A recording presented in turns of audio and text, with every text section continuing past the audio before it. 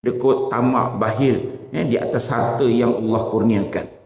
Jadi dalam lanjutan yang seterusnya pengarang kitab memberitahu kikir itu mendegah barang yang mewajibkan dia oleh syarak atau muru'ah. Kedekut tu tadi menyebabkan yang sepatutnya ditunaikan daripada segi syarak dan juga muru'ah tak dilakukan. Contoh disebut di sini kepada isteri. Jangan kedekut pada isteri. Jangan kedekut pada anak. Jangan kedekut kikir kepada orang yang di bawah tanggungjawab kita. Yang sepatutnya harta yang Allah kurniakan beri pada isteri, beri pada anak, beri pada orang di bawah kita ini, maka pada waktu itu berikanlah. Jangan kedekut, jangan berkira. Jangan berkira sangat nak bawa isteri jalan, nak bawa anak berjalan, nak belikan baju, nak belikan perhiasan, nak bawa makan sana sini, nak bawa pergi melancong, pergi berjalan. Jadi jangan kedekut, jangan berkira. Sebab ramai di kalangan lelaki ataupun suami dengan isteri dia kedekut, dengan anak-anak lagi kedekut, tapi diri sendiri Masya Allah beli itu beli ini tak berkira, tapi dengan isteri dengan anak dia berkira. Ini dari segi syarak dan juga muru'ahnya. Dan yang kedua, seperti harta yang diberikan kepada penyair kerana menegah cercanya. Ini satu contoh diberikan, kita berikan kepada penyair. Penyair ni dululah, kalau dulu penyair ini ataupun orang yang pandai berkasidah, berbahasa ini, kalau dulu digunakan penyair ini untuk memuji dan memuja, dan ada juga digunakan penyair ini untuk mencaci, mencerca dan menghina.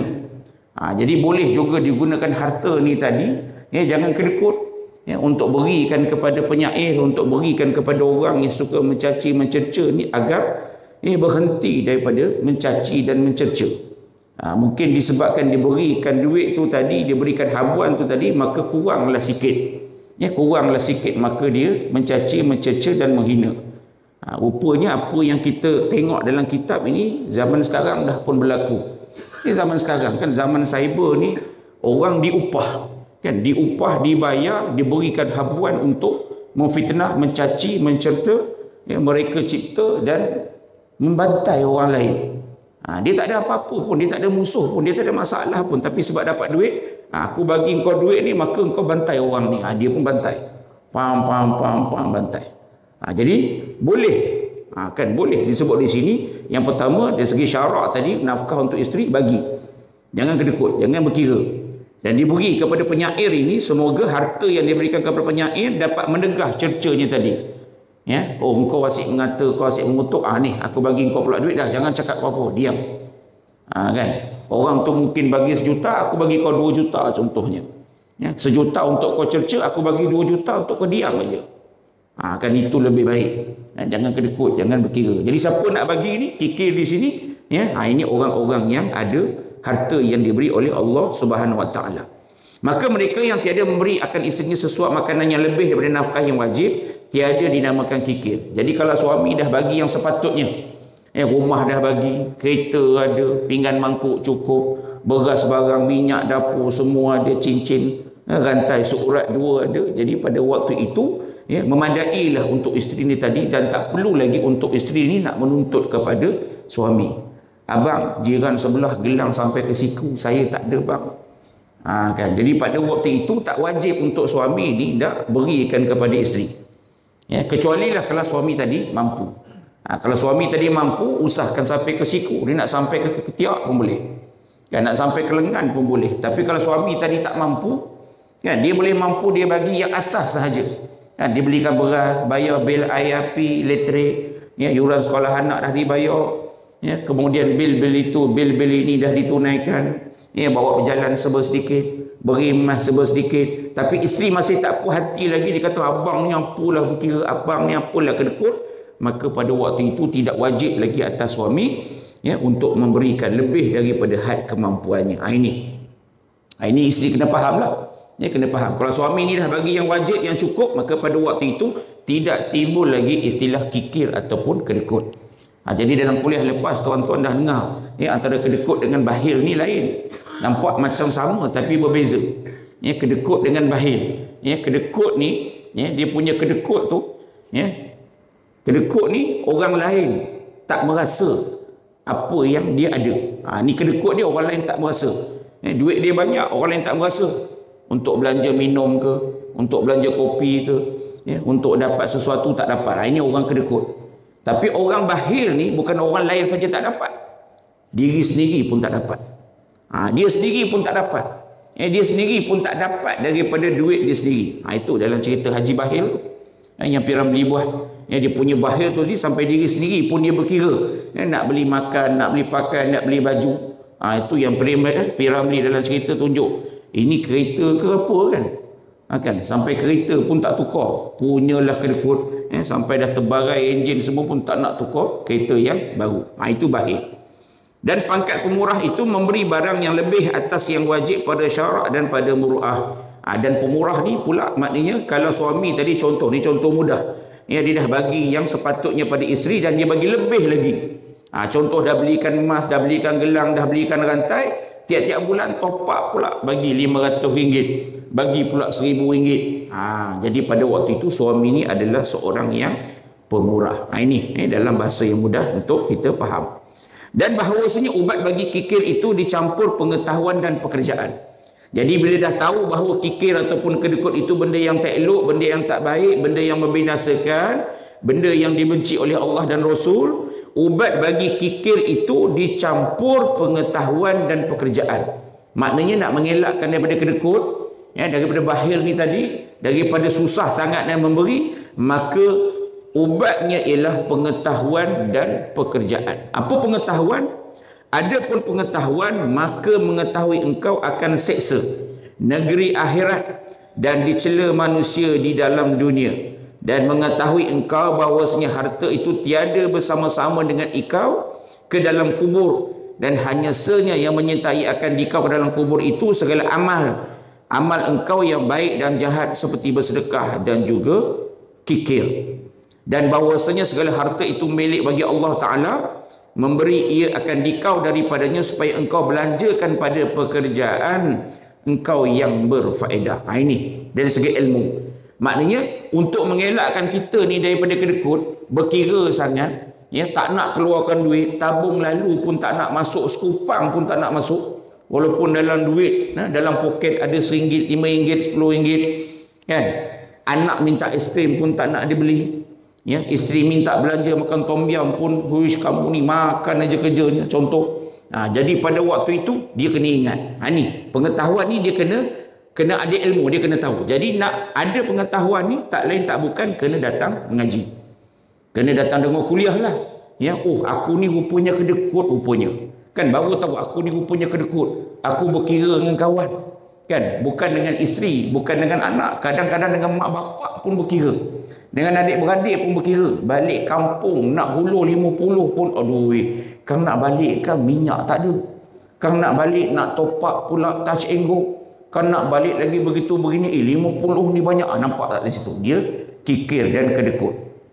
Jadi pengetahuannya, maknanya kita tahu disebabkan kedekut ini tadi, maka engkau akan diseksa. Orang yang kedekut ni akan diseksa di hari akhirat besok. Seksaan macam mana? Wallahu alam. Tapi bagi orang kedekut ni memang bila sebut neraka ni seksanya sangat azab dan sangat pedih. Dengan isteri berkira, dengan anak berkira, RM1 pun berkira, tunggulah azab di akhirat besok. Disebabkan apa? Disebabkan tak nak menunaikan tanggungjawab itu tadi. Disebabkan kedekut. Dan dicela manusia dalam dunia. Memang orang cela lah. Tak payah orang lain. Bini sendiri, anak sendiri pun cela. Anak sendiri pun kata, apalah bapak aku ni kedekutnya. Kan? Apalah abang itu pun berkira. Nampak? Tak payah orang lain. Kadang anak sendiri pun dah cela. Dah kata, dah kutuk suaminya. Dah kata, dah kutuk atuknya, opahnya. Dan kawan-kawannya. Ini nampak di situ. Bukan orang kebulu sangat, bukan orang nak sangat, tapi berkira betul. Nak belanja makan tu pun kadang-kadang makan ramai-ramai. Pergi dengan kawan makan ramai-ramai. Bila time bayar, waktu itulah orang telefon. Kejap telefon. Padahal rupanya lari tak nak bayar. Makan tak, bayar tak ada. Jadi kawan bila tengok, dah 10 kali buat benda sama macam ni. Bukan sekali, 10 kali. Tiap kali makan ada orang call lah. Bila time nak bayar tu lah, nak ke tandas lah. Bila time orang bayar tu lah, tiba-tiba sakit perut lah. Bila time orang bayar tu lah, tiba-tiba macam-macam lah dia buat tips and trick dia. Tak nak bayar tu tadi. Sedangkan bukan berapa pun kawan tu cuma makan roti canai sekeping, makan air, minum kopi je. Pumpang tak sampai pun 30. Tapi ya Allah, orang akan kata kedekutnya dia. Kan? Tak pernah berasa. Kan? Asyik kita je belanja. Nampak tak di situ? Kan? Sekali-sekala mungkin okey. Lama-lama orang kata akan menyampah. Banyak-banyak kali orang kata apa-apa. Celaka pula. Jahannam lah dia ni. Nampak? Dicela di dalam dunia. Dan mengetahui engkau bahawasanya harta itu tiada bersama-sama dengan dikau di dalam kubur. Ini kena faham ni. Sebab itu kita ni disunatkan, sangat-sangat digalakkan untuk ziarah, untuk lawat, untuk tengok. Bila orang meninggal ni pergi.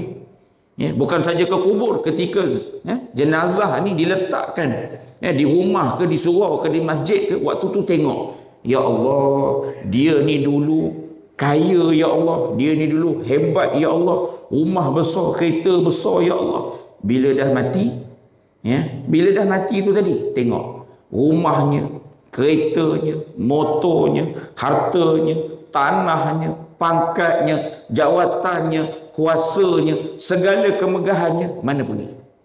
Mana pergi? Itu suruh tengok tu. Bila meninggal tu, yang cuma dia bawa kain kapan aja. Kain kapan aja. Tak boleh nak order kain kapan warna lain. Nanti esok imam kalau saya meninggal, kumbinkan saya pakai kod saya. Dulu sebab saya kerja dulu pakai kod. Minta saya pakai kod dengan tag, name tag, jangan lupa letak sekali. Kan? Yang jawatan pengarah saya tu bawa sekali letak dalam kubur. Senang nak tunjuk kat malaikat besok. Saya ni pengarah baru meninggal. Tak ada. Kan? Tak ada satu pun akan dibawa ke dalam kubur. Sebab tu kena tengok. Jangan pergi ziarah kubur, jangan pergi ikut orang ke tanah perkuburan ni. Kita bergelak ketawa, senyum. Kadang-kadang bermain-main. Banyak berlaku. Banyak berlaku. Pergi ziarah kubur tu bagus dah. Tapi duduk bawah pokok, menyimbang. Duduk tepi motor, mokok.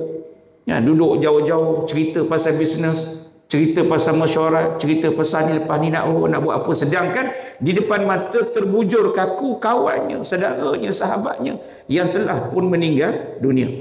Ini tujuan tengok. Sebab apa? Sampai masanya satu hari nanti tak tahu bila.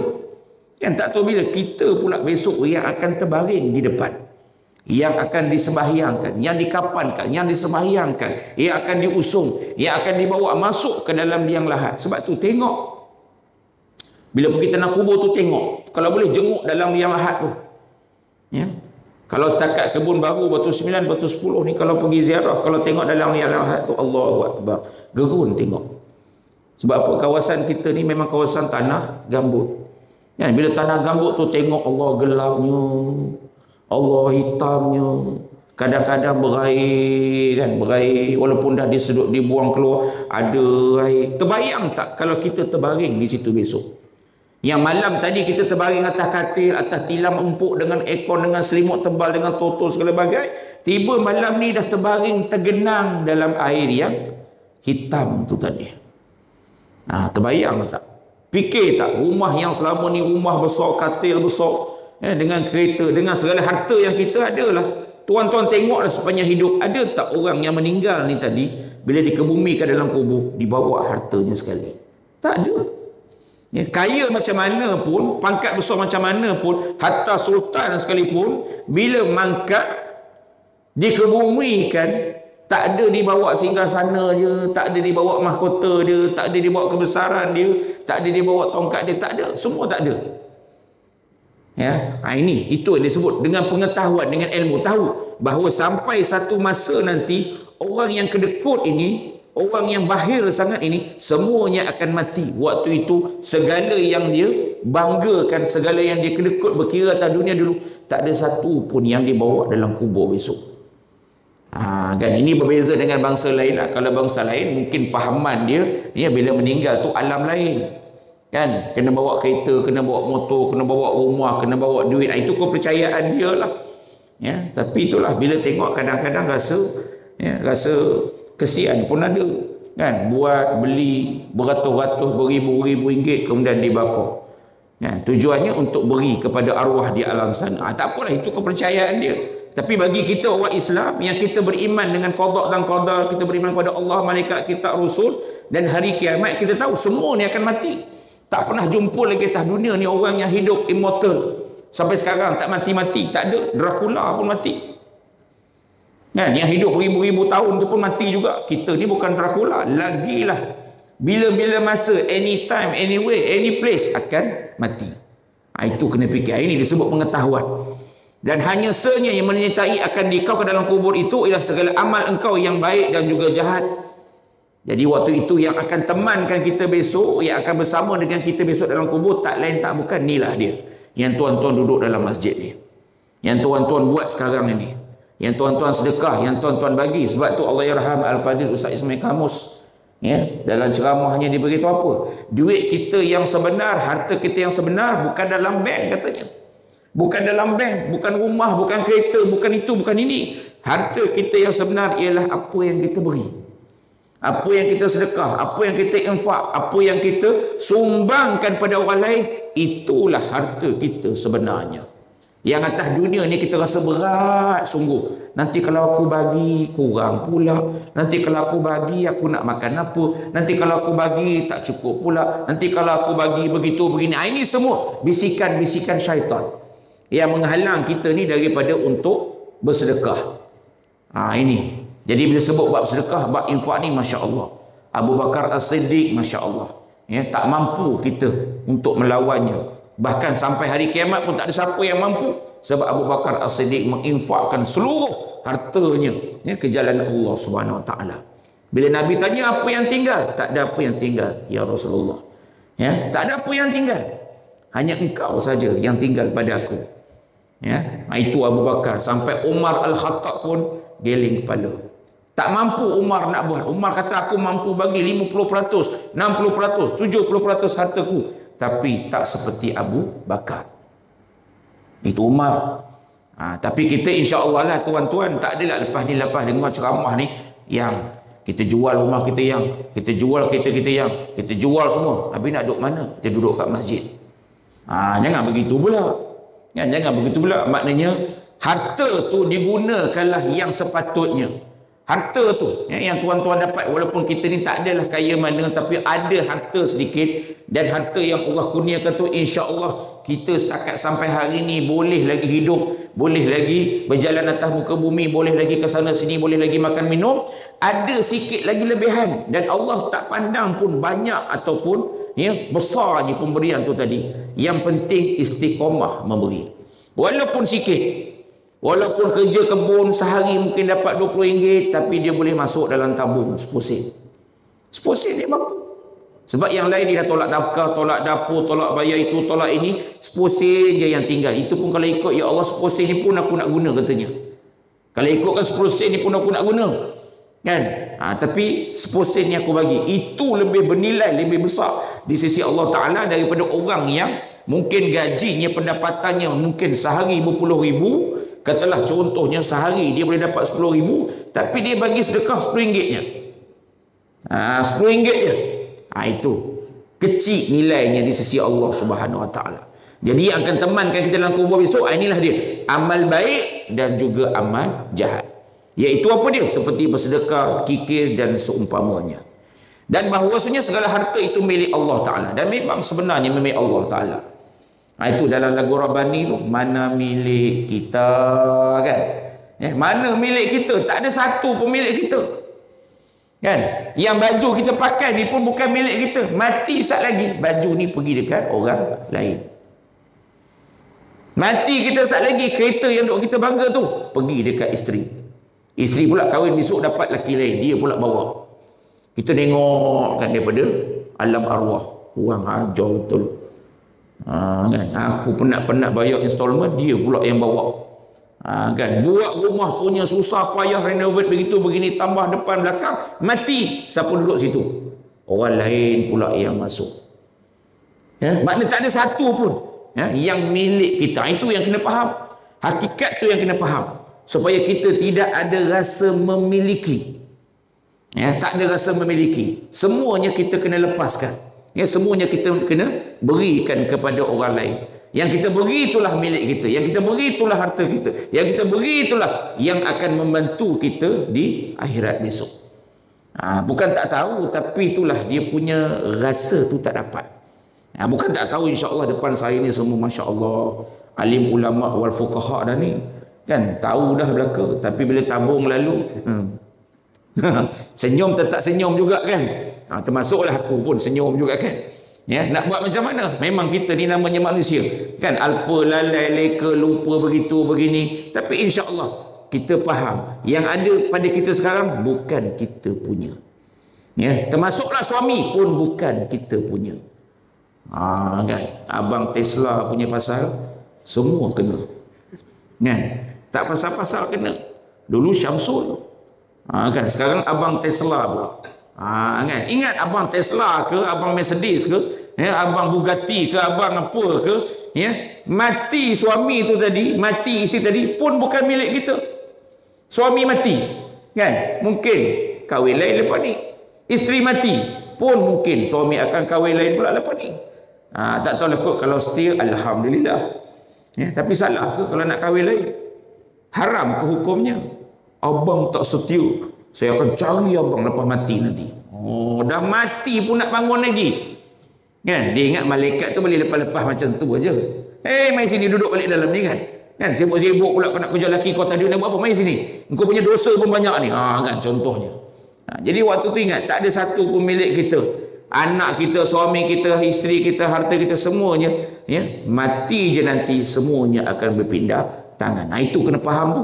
Jadi bila faham betul-betul, hati akan jadi tenang.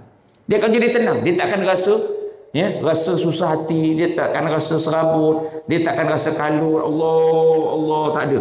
Sebab tahu semua tu bukan milik dia yang sebenarnya. Dan bahawa engkau ketahui bahawasanya menahan harta itu jika kerana hendak bersedap-sedap dengan dia pada keinginan, maka akhirat itu lebih sedap daripadanya. Ini pun sama juga. Kalau kita ni kedekut, bakhil, berkira sangat, ya, simpan duit, buat rumah, buat itu, buat ini, beli kereta, macam-macam lah. Sebab apa? Nak bersedap-sedap, nak berseronok-seronok dengan harta tu tadi, nak bersedap-sedap dengan rumah yang indah tu tadi, nak bersedap-sedap dengan perempuan, dengan segala apa yang kita miliki. Ingat, akhirat lagi sedap. Akhirat lagi sedap. Sedap-sedap kita atas dunia ni pun duduk rumah mewah, duduk rumah besar, bil elektrik kena bayar juga. Dekat syurga besok bayar bil elektrik ke? Tak ada. Rumah besar, bil elektrik kena bayar, bil air api kena bayar, rumah kena sapu, kena vacuum, kena mop. Tak fikir benda tu. Kan? Dulu masa kita muda-muda, usia sekitar 30-40 tahun, kita nak rumah besar. Kan? Rumah besar. Ya, kalau boleh 3 tingkat. Ya, kalau boleh panjang belakang tu sampai 120 kaki, 200 kaki ke belakang. Ya, lebar kalau boleh 80 kaki. Ni saiz banglo sekarang ni lah. Ya.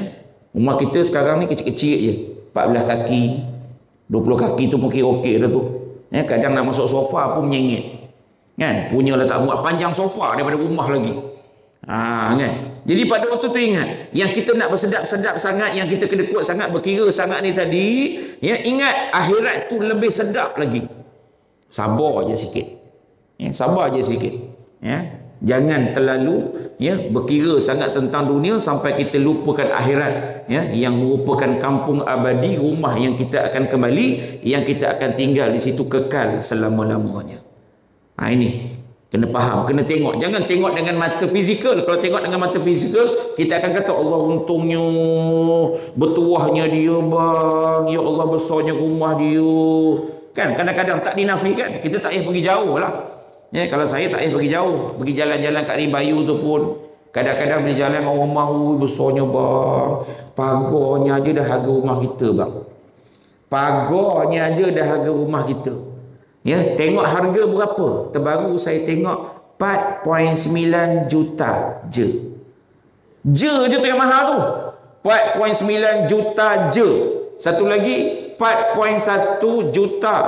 Bermula daripada 4.1. Mana bermula daripada 4.1. Itu kalau top up, renovate, tambah dapur begitu begini mungkin lebih daripada 4 juta. Kita ni, yalah, orang biasa ni bila tengok memang teringin.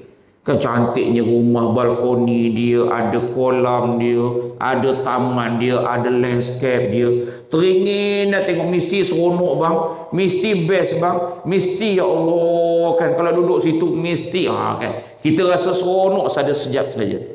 Tapi sebenarnya akhirat lebih lagi daripada itu. Ya, sabar sikit. Ya, atas dunia ni ikut segala perintah Allah. Tinggalkan segala larangan Allah. Buatlah kebaikan, jauhilah kejahatan setakat mana yang termampu.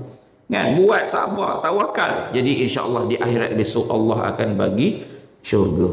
Syurga ni dah tahu dah, mata tak pernah tengok, telinga tak pernah dengar, bahkan hati pun tak pernah terlintas. Jadi kalau tuan-tuan duduk bayang nikmat yang paling hebat sekali, itu bukan nikmat syurga lagi. Bayang paling hebat, rumah aku besok tepi sebelah kanan ni ada stesen LRT. Tak perlu jalan-jalan, buka pintu tu masuk LRT, zoom jalan. Tepi sebelah kiri ada landasan kapal terbang, jet, zoom turun naik. Atas bumbung ada helikopter. Dekat belakang ada tempat pelancaran roket. Semua kenderaan atas dunia ni dia ada, punyalah hebat. Nak pergi dapur tu kena naik motosikal. Nak pergi dapur kena naik motor. Jauh dapurnya ke belakang, dekat 1 kilometer. Rumah panjang, kan? Rumah besar. Nak pergi dapur tu kena naik motor. Pergi baru sampai dapur. Kan? Dalam rumah tu ada hutan kecil, dalam rumah tu ada sungai. Ada rumah sekarang macam tu, ada dibuat. Kan? Itu pun masih lagi tak sebanding dengan nikmat syurga. Jadi sabar sikit. Sabar aja. Dan menunaikan keinginan itu tabiat binatang. Dan menunaikan keinginan itu maknanya keinginan kita yang berlebih-lebihan, melampau-lampau, yang tak sepatutnya. Kedekut kita tu tadi, berkira sangat tu tadi, nak beli itu, nak beli ini, itu adalah tabiat binatang. Tak payah jauh-jauh, tengok kat rumah kucing. Tuan-tuan bagi makan, kalau boleh seekor pun dia kedekut juga. Kan? Bukan ada kawan pun, dia seekor aja bagi ikan. Kan? Kau nak kedekut dengan siapa? Kau nak kedekut dengan aku ke? Aku yang bagi kau ikan, dengan aku pun kau kedekut. Itu tarik balik. Kan? Nampak tak? Itu tabiat binatang lah tu. Sama juga macam kita. Harta kan? Tak nak bagi. Aku punya. Lebih kurang macam tu lah, macam binatang. Itu belum 2 ekor lagi. Kalau 2 ekor tu letak ikan seekor tu, nampak dia tepuk kawan sebelah kan. Yang ada kucing tahulah bila kucing kan. Nampak tak perangai binatang kat situ? Kedekutnya ikan tu punya besar, kita pun tepuk kepala dia. Kan? Macam dia yang tangkap ikan, aku yang masak goreng, semua bukan main kedekut. Kan? Kita membebel pada binatang tadi. Macam itulah Allah tengok kita. Aku beri kau harta, aku beri kau rezeki. Berkiranya kau tak nak bagi orang, tak nak sedekah ke orang, tak nak bantu orang. Kan? Aku lepuk nanti garang. Lebih kurang begitulah. Ini tabiat binatang. Dan membelanjakan harta pada taat itu tabiat mereka yang berakal. Makna orang yang bersedekah, orang yang bagi, ini orang yang ada akal. Dia ada misi dan visi. Misi dan visi. Dia ada tata kelola dia. Kan? Tata kelola lah bahasa sekarang kan. Bukan tata kelola. Kan? Dia ada tata kelola. Dia nampak aku bagi ni, aku takkan miskin. Nabi pun sebut kan, tidak akan berkurang, tidak akan miskin orang yang bagikan hartanya. Banyak sekarang ni cerita-cerita banyak, cukup banyak. Dulu mungkin payah jumpa, dulu susah. Sekarang media sosial banyak bukti-bukti ditunjukkan. Usahawan-usahawan, influencer, jutawan-jutawan yang tak nak disebut namanya, yang tersorok ni, bila ditanya apa tips-tips dia sehingga jadi kaya, jadi jutawan ni tadi, antaranya inilah dia, membelanjakan harta tadi pada ketaatan. Membelanjakan harta tadi.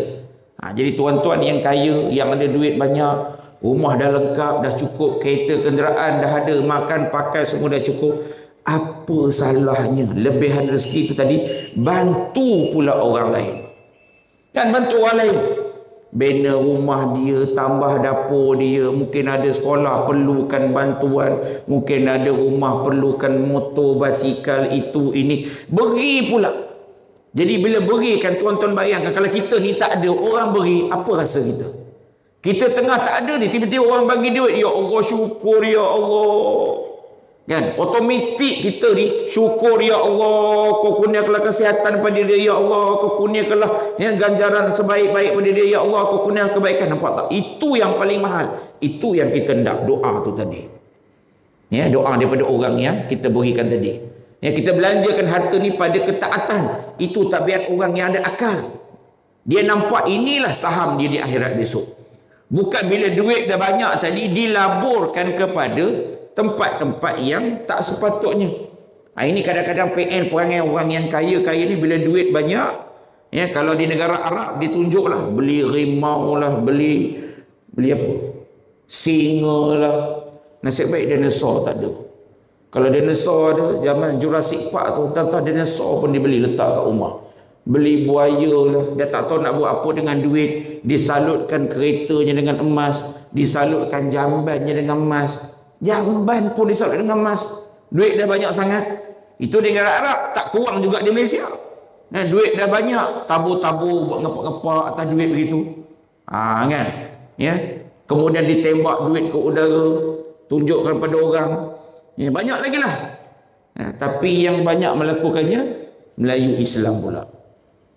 Ini yang menunjukkan kejahilan. Dia tak tahu nak guna fungsi duit tu di mana yang sepatutnya. Ya, guna duit untuk taja hiburan, guna duit untuk taja berfoya-foya begitu begini. Sepatutnya alangkah baiknya kurniaan rezeki Allah bagi tadi, gunakan duit tadi bantu sekolah anak yatim, ya, bantu sekolah agama, bantu pusat tahfiz, bantu pondok, bantu masjid, bantu surau, bantu ramai lagi orang Islam yang memerlukan bantuan. Ini yang sepatutnya.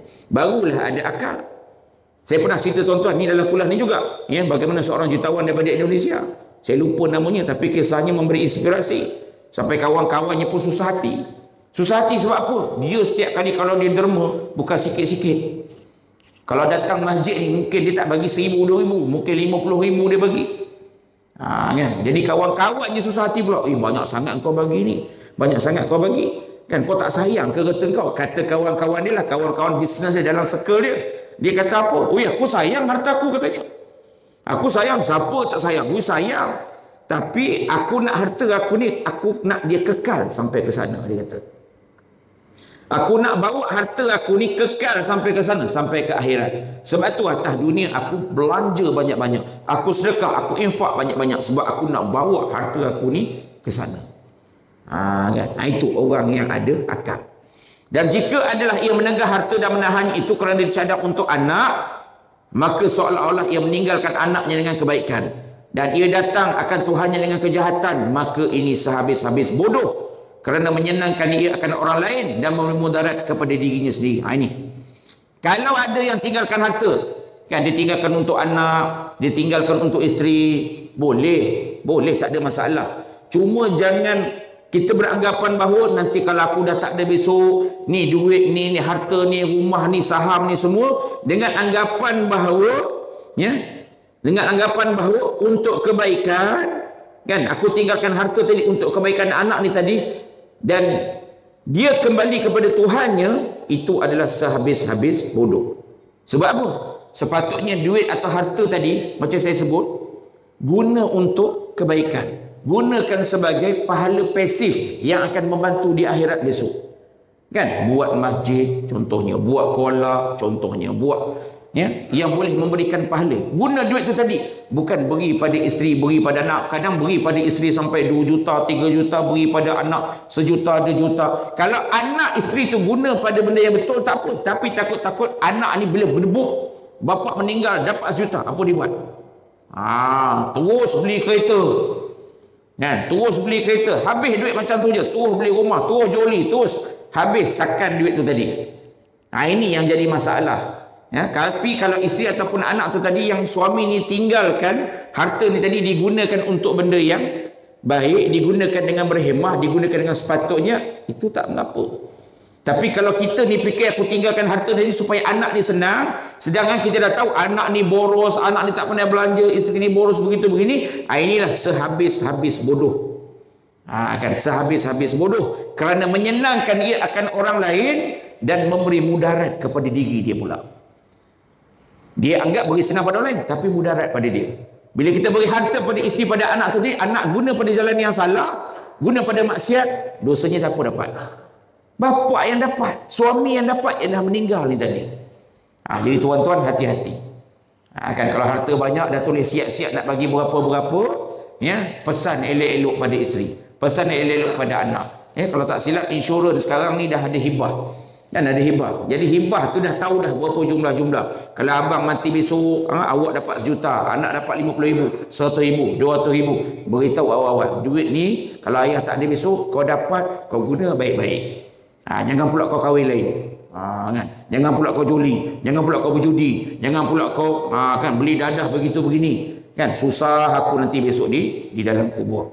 Ya. Dan last sikit lagi untuk habiskan bab ini. Dan ada pun pekerjaan maka memberati engkau akan diri engkau, menggagah engkau akan dia atas memberi dan atas murah, dan sentiasa memperbuat engkau akan demikian itu hingga jadilah murah itu adat bagi engkau. Dan bahawa menipu engkau akan diri engkau lebih baik nama jika engkau pemurah dan dengan mendapat balasan dunia dan akhirat. Maka kemudian daripada sudah beradat engkau mengeluarkan harta dan pemurah, maka hendaklah menghilang engkau akan tipu daya dengan beransur-ansur. Ni siapa baca ni pening tau. Tuan-tuan dengar senang, aku baca apa benda lah pengarang ni cakap. Kan? Tapi dalam bahasa yang mudah, yang tadi ilmu maknanya kita tahu kalau aku kedekut jadi begini. Sekarang ni dengan amal. Dengan amal maksudnya biasalah buat benda baik, biasalah bersedekah, biasalah memberi, walaupun mungkin pada awalnya kita ni berpura-pura. Ataupun mungkin kita memberi itu mungkin disebabkan nak nama. Nak nama. Nanti aku bagi duit, nanti nama aku tulis kat dinding masjid.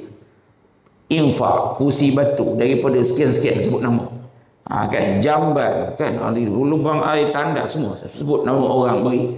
Kita beri itu kita nak nama. Kan? Atau kita beri itu kita nak dapatkan resit untuk cukai lah itu ini. Kan? Kita beri itu supaya orang sebut nama. Disebut dalam ni, boleh buat. Boleh buat. Disebut di sini, ya, jadilah murah itu adat bagi engkau dan bahawa menipu engkau akan diri engkau. Maknanya memang kita buat tu tadi menipu. Kita sedekah pada orang, kita bantu orang dengan tujuan untuk dapat nama, untuk dapat panggilan, gelaran, kemasyhuran dan sebagainya. Disebut di sini dibenarkan. Tetapi ada syarat dia. Maka kemudian daripada sudah beradat, maknanya bila dah biasa kita bagi, jadi pada waktu itu maka hendaklah menghilang engkau akan ini tipu daya dengan beransur-ansur. Kalau dulu beri sebab nak nama, kalau dulu beri sebab nak dapatkan kemegahan, kalau dulu beri sebab nak dapatkan sesuatu, tapi kali ini dia beri, dia tak mengharapkan apa-apa. Jadi nak sampai peringkat ni dia kena berlatih, dia kena ada ilmu, dia ada pengetahuan, dia kena ada kesedaran. Ini untuk orang yang beginners lah. Untuk orang yang dah tahu tak perlulah nak ada rasa, nak nama, pangkat, kedudukan sebagainya. Tapi kalau tak ada lagi, dia boleh buat macam tu. Jadikan biasa, dah biasa bagi. Jadi pada waktu itu bersihkan balik. Bersihkan hati ni balik bahawa apa yang aku beri ni bukan untuk dunia tapi adalah untuk Allah Subhanahu wa taala. Ini. Jadi tuan-tuan dan hadirin Allah sekalian, jadi pagi ni kita dapat sikit, jangan kedekut. Jangan kedekut. Mungkin kita tak kaya, kan? Kita tak kaya mana, tapi apa yang ada kita bantulah.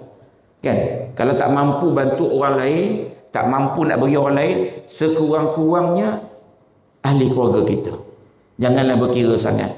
Bawalah anak ni hari Ahad ni, bawalah berjalan. Hari ni saya seru tuan-tuan, sekolah saya SK Kampung Medan ada buat karnival hari usahawan. Bawalah anak-anak ke sana. Belilah popcorn, belilah kentang goreng, belilah ayam goreng, kan? Bawa budak-budak tu. Dekat sekolah saya ada kolam besar. Bawalah anak-anak mandi. Mak bapak nak mandi sekali pun boleh, tak ada masalah. Kan? Bagi anak-anak tu mandi, kan? Bayar RM5. Kan? Tujuan untuk pembinaan dataran berbumbung di Sekolah Kampung Medan. Kan nak bawa jalan jauh-jauh, nak pergi hotel sana sini susah. Bawa pergi carnival. Hari ni ada lagi. Kan bawa pergi. Kan belanja, beli di mainan, jajan-jajan. Bagi kita mungkin tak ada apa-apa. Apalah kau beli mainan bodoh ni. Bagi kita bodoh. Bagi dia itulah yang paling indah dalam hidup dia. Kan tuan-tuan dulu ada benda paling indah. Main tutup tin aja. Ui, paling best dah. Main kad, main tampak-tampak kan. Ingat lagi tak? Kalau saya dulu, itulah harta paling berharga. Tapi sekarang bila kita tengok, apalah bodoh main kad ni. Kita kan. Tapi berilah kegembiraan. Keluarkanlah sikit duit untuk melihat senyuman di wajah anak dan senyuman di wajah isteri. Itulah yang lebih berharga di sisi Allah Subhanahu wa taala. Jadi cukup setakat itu sahaja. Yang baik datang daripada Allah Subhanahu wa taala, segala kelemahan yang melalui diri saya sendiri aku qouli hadza wa astaghfirullah li wa lakum. Wassalamu alaikum warahmatullahi wabarakatuh. A'udzubillahi minasyaitonir rajim. Bismillahirrahmanirrahim. Alhamdulillahirabbil alamin wa bihi nasta'in. Ya Allah, ya Tuhan kami, jadikanlah ya Allah apa yang kami dengar, apa yang kami belajar, apa yang kami dapat pada pagi ini ya Allah dapat kami amalkan dalam kehidupan kami dengan sebaik-baiknya ya Allah. Tetapi seandainya jika kami alpa lalai leka, masih kekal lagi melakukan kejahatan dan kemaksiatan, maka kau ampunkan kami, kau maafkan kami ya Allah. Rabbana atina fid dunya hasanah wa fil akhirati hasanah wa qina azabannar. Walhamdulillahi rabbil alamin. Taqabbalallahu minna wa minkum.